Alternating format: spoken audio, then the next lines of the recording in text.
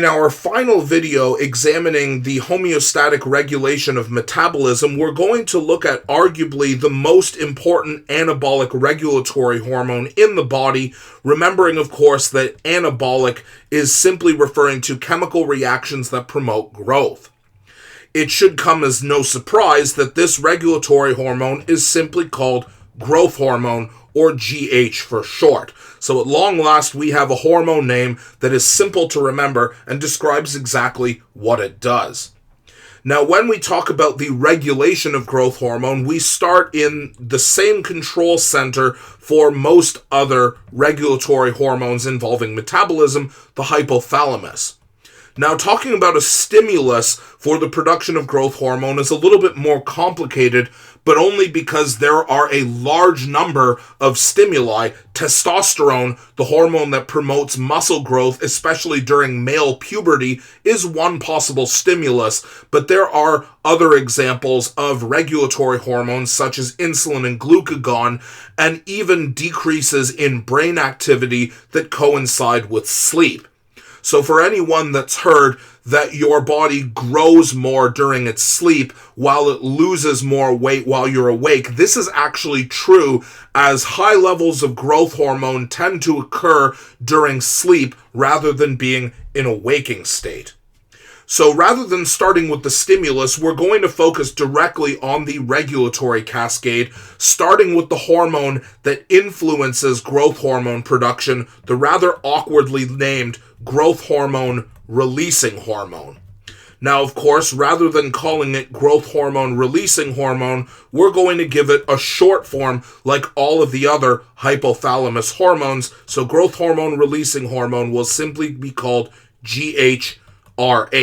And like the other hypothalamus releasing hormones, GHRH is going to stimulate the pituitary gland, and it is the pituitary gland that produces growth hormone, releases it into the bloodstream, and causes the subsequent effects related to human growth, although perhaps not as directly as other hormones in the body. Although one specific effect of growth hormone are the effects that it has directly on the stomach. And when growth hormone makes it to the stomach, it triggers cells within the stomach to produce another hormone similar in structure to growth hormone called ghrelin. And ghrelin is going to migrate from the stomach through the blood back up to the pituitary gland. And when it makes it to the pituitary gland, it causes the pituitary gland to release a number of other hormones that affect the brain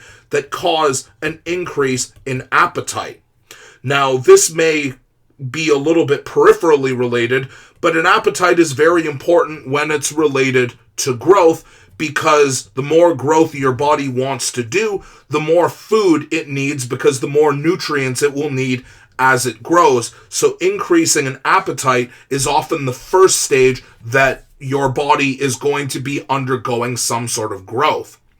Now, growth hormone's primary target, however, are not actually organs throughout the body, but actually is the liver, and what it's going to trigger the liver to produce is yet another regulatory hormone, which is what we call the insulin-related or insulin-like growth factor, or more specifically, the insulin-like growth factor number 1, which we will henceforth call IGF-1 for short. Now, it's the insulin-like growth factor number 1 that is actually going to have the more direct effects on growth in pretty much every organ in the body, although we're going to take a look at a few specific and easy to understand examples.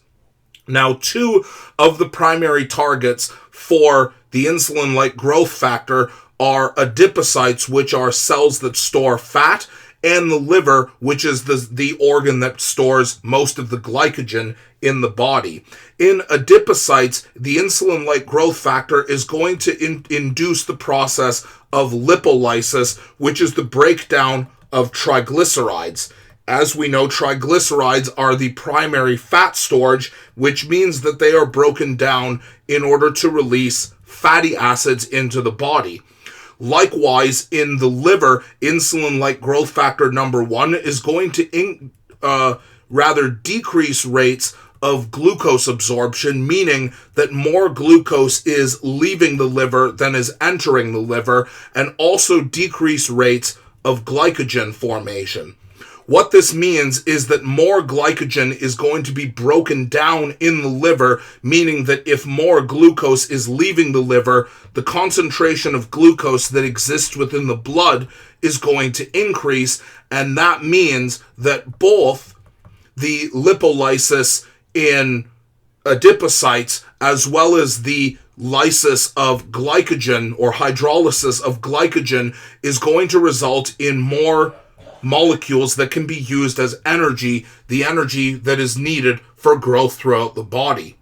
Now, one specific area that is highly affected by growth hormone that we already alluded to earlier are muscle cells, and in pretty much every cell in the body, but especially regarding muscle cells, growth hormone is linked to higher levels of protein synthesis because muscles are basically entirely made of protein, although by no means are muscle cells the only cells that are affected by growth hormone. Bone cells are also highly affected. So in the previous video, we talked about how calcitonin and parathyroid hormone are linked to the absorption and regulation of calcium levels in the blood, and how osteoblasts are a type of cell that are used to promote bone growth. And what growth hormone does is it increases the rate of absorption of calcium from blood into bones and increases the activity of osteoblasts, both of which result in the formation of stronger and larger bones. Now, we'll look at a case study after this about the importance of why growth hormone production should be very tightly regulated. And before we look at that, we should look at how growth hormone is controlled, as with many other regulatory pathways, by the process of negative feedback. Although with growth hormone, there are actually multiple ways of doing this. So one inhibitory signal is high blood glucose. So one of the effects of the insulin-like growth factor on the liver is the decreased absorption of glucose and decreased formation of glycogen, meaning that a high concentration of glucose is going to end up in the blood. Now, if this makes it all the way back up to the hypothalamus, this causes the hypothalamus to shut off its production of growth hormone releasing hormone, meaning that none of this reaches the pituitary gland and growth hormone production ceases. Additionally, both growth hormone itself as well as the subsequent regulatory hormone, the insulin-like growth factor number 1, can also directly flow back to the hypothalamus and inhibit the hypothalamus from producing GHRH as well. So we have not one, but two direct ways that negative feedback can inhibit this straight from the source.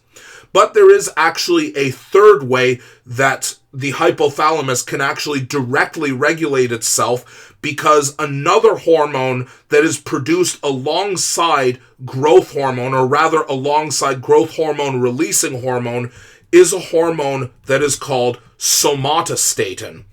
Now, this name may not be particularly helpful on its own until we look at the alternate name for somatostatin, which is actually what we call the growth hormone inhibiting hormone, which, as we've done with pretty much every other hormone, we're going to give it the short form GHIH, growth hormone inhibiting hormone. And what this hormone does is it is released from the hypothalamus as well as from other locations in the body, such as the stomach, and can actually flow backward in order to inhibit the hypothalamus directly, as well as flow from the hypothalamus to every other location in the body to directly counteract the effects of growth hormone, thereby making this the opposite hormone of what growth hormone is intended to do. Now, in order to understand why there are so many different redundancies in terms of how growth hormone regulation occurs, you can take a look no farther than a case study involving what happens when growth hormone regulation is disrupted. What you can see in this picture here is a photograph of the tallest known person to ever have existed, who reached a height of 2.72 meters, which is almost 9 feet tall. This should not happen under normal circumstances, except for the fact that he developed a tumor that affected his pituitary gland and directly resulted in an excess of growth hormone production during puberty, resulting in his excessive height. Now, the reason why, even though this looks rather cool if you look at the picture, the reason why this is definitely not a good thing to experience is that most people that develop gigantism don't live past the age of 20. The man in this picture died at the age of 22, and the tallest woman on record didn't even make it to her 18th birthday. So take a look at this case study and see if you can use your knowledge of the effects and regulation of growth hormone in order to answer the questions below to demonstrate your understanding of growth hormone regulation.